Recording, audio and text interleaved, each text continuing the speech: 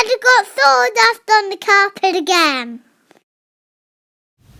In this video I'm going to show how I finished turned this natural edge U bowl that I wet turned in one of my videos last year. Stay tuned and see how I got on.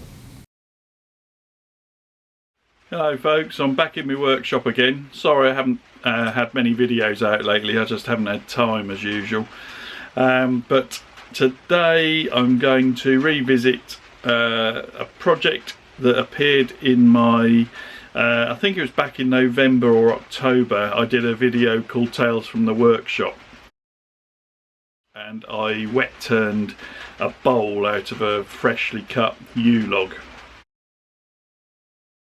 I wet turned it as a natural edge bowl without the bark, because the bark was lifting, so it was cut in the summer. And I packed it in wood shavings, and I've let it dry all this time, so it's had a good 8 months drying, and I'm going to re-weigh it in a minute. And if it's not lost a significant amount of weight, then I will finish turning it. That's the plan. But let's find the box. Back in a minute. There it is. So it's been wrapped in the shavings that I turned from it, and it's quite a chunky old bowl. And I think, yeah, the 20th of November I turned it, and it was 2.172 kilos. It's certainly lighter than that now, but I'm not sure how much. So it was 2,172 grams. So we'll re-weigh that in a minute. But no cracks, which is fairly remarkable because it's almost full thickness through the log. So I've got the heartwood in, right in the centre there, the pith. In fact, there's two piths running through it. And there's no cracks, no radial cracks or anything, so I'm very pleased with that. That's worked really well. I've got to thank John Davis, my friend John Davis. He's a professional wood turner who's based in North Hampshire, and he was the one who advised me on how best to deal with this wet yew, and he said to pack it in the wet shavings and keep turning them round and leaving it in the cardboard box, and it's worked a treat. So thanks, John. So let's weigh it and get it back on the lathe. Well, it's lost roughly 600 grams, which is about 1.3 pounds. So that's quite a significant amount. I think it's dry enough for me to turn it now. I haven't got a moisture meter, something I've got to get, but I'm going to chance it and give it a go. I think it should turn just nice. You can probably hear the rain tipping down outside.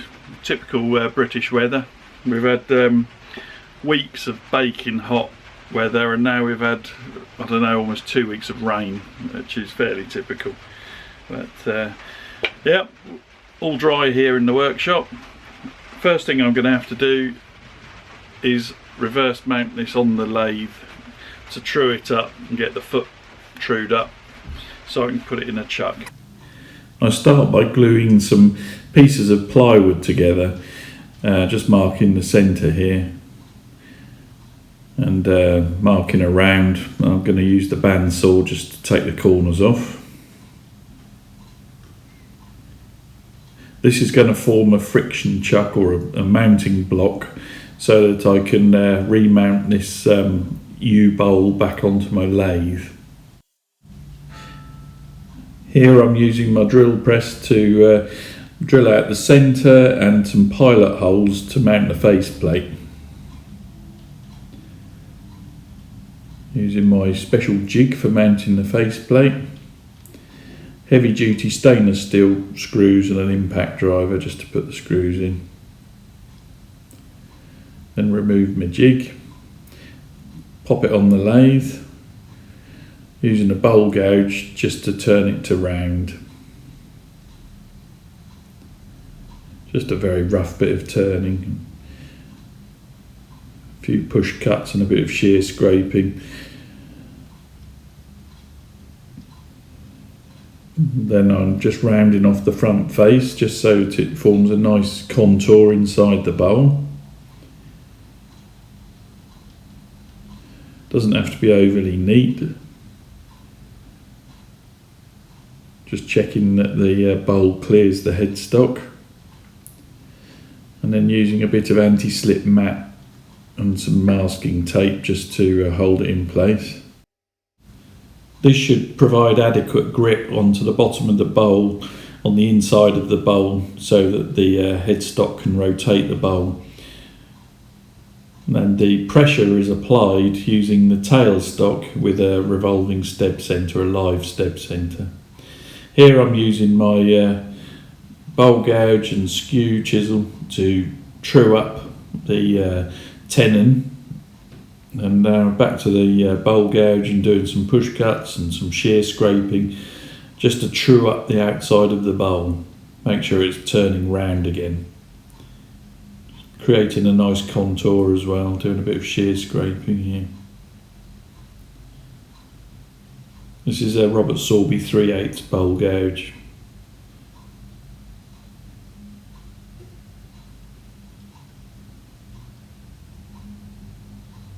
Just neatening everything up. And then I'll switch to my extra heavy duty Robert Sorby square nose scraper just to remove any ridges to create that nice smooth curve. I love this tool. Then Simon Hope Pro Sander, doing a bit of sanding there, just making sure there's no tool marks, getting a nice smooth finish, doing a bit of power sanding as well, which you often have to do on natural edge bowls where you've got partly air and partly wing. Bit of Danish oil then. Next day, take it off, taking off my mounting block, putting the chuck back on. It's a Robert Sorby Patriot chuck with 89mm chuck jaws. And then put the tenon in the chuck and tighten it up, making sure it's really properly tight. Then my Robert Sorby 3/8 bowl gouge. You have to be very careful on your entry cut because you're cutting partly wood and partly air. Make sure it's razor sharp. Nice gentle approach, make sure you're coming in at the right angle. And I'm just working my way down the sides of the bowl, truing it up, making sure it's turning back to round, and also getting the thickness of the bowl correct. I'm aiming to get a nice even thickness down the sides. It turned very nicely this year. I was very impressed with it. I do like turning new. It does finish really well.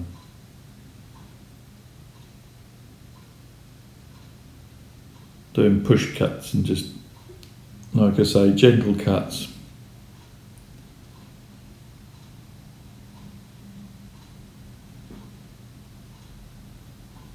Just checking progress.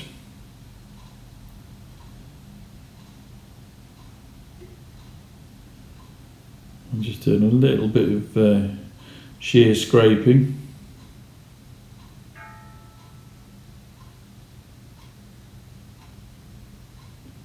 Just making sure I'm getting rid of any ridges.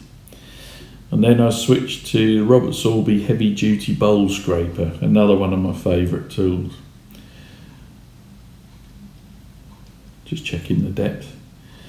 And then back to a bit more scraping. I've checked, what I don't show is that I check the thickness and how deep I've gone several times in this process. And I also have to keep sharpening the scraper. Once I'm happy with my finish, I then switch to a bit of power sanding and a bit of hand sanding as well. And then 2 or 3 coats of Danish oil.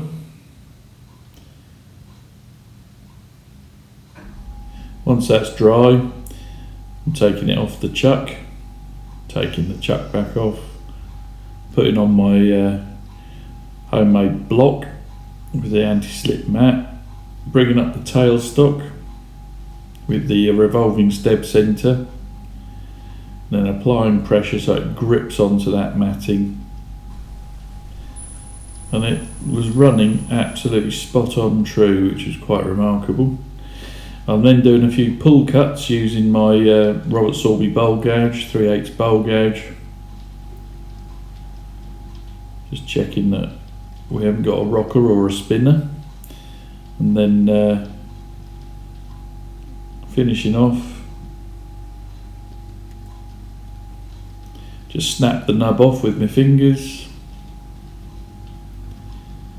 and then using one of my wood carving chisels, a very shallow gouge, just removing most of the remains of the nub.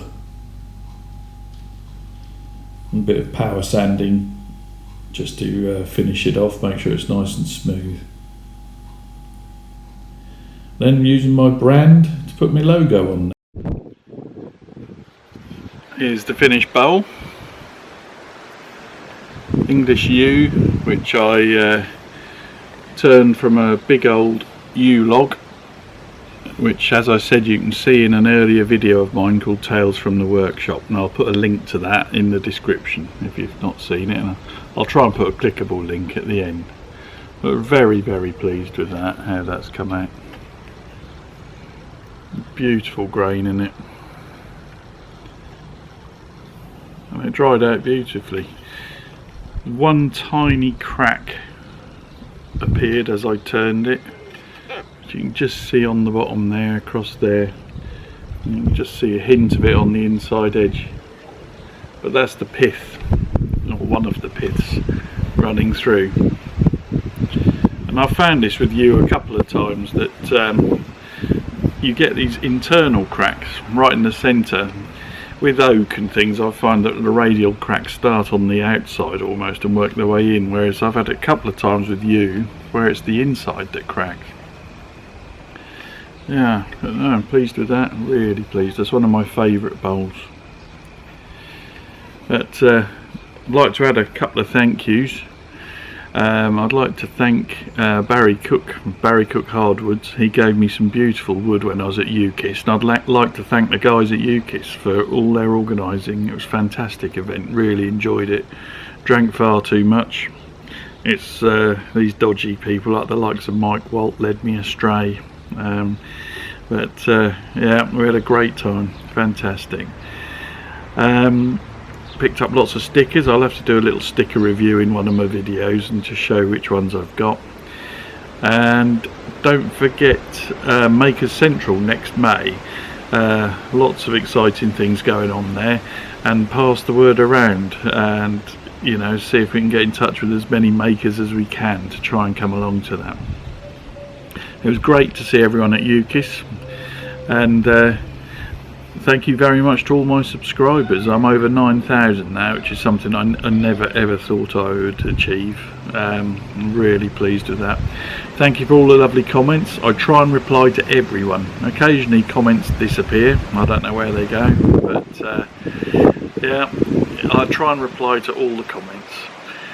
And I'll be back soon with some more videos, but I'll put a little video and some stills up of this at the end. See you soon. Well, I hope you enjoyed that. Thanks for watching. This has had 3 coats of Danish oil with a little bit of light 1200 grade sanding between each coat, just to make sure it's all nice and smooth.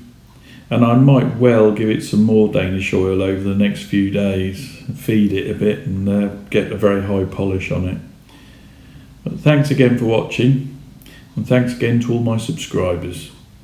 Please like, share and subscribe. It costs nothing to subscribe, and it means you'll be notified of when I next put a video out. Now I'll be back soon with some more videos. You can also follow me on Instagram. I'll put a link in the description. I will be doing a live Milliput demonstration for Record Power Tools at the D&M Tool show at Kempton Park on the 7th and 8th of October of this year. Myself and Nick Zammit will be on the Record Power Tools stand, as well as doing our demonstrations, so come along and say hi. More videos coming soon.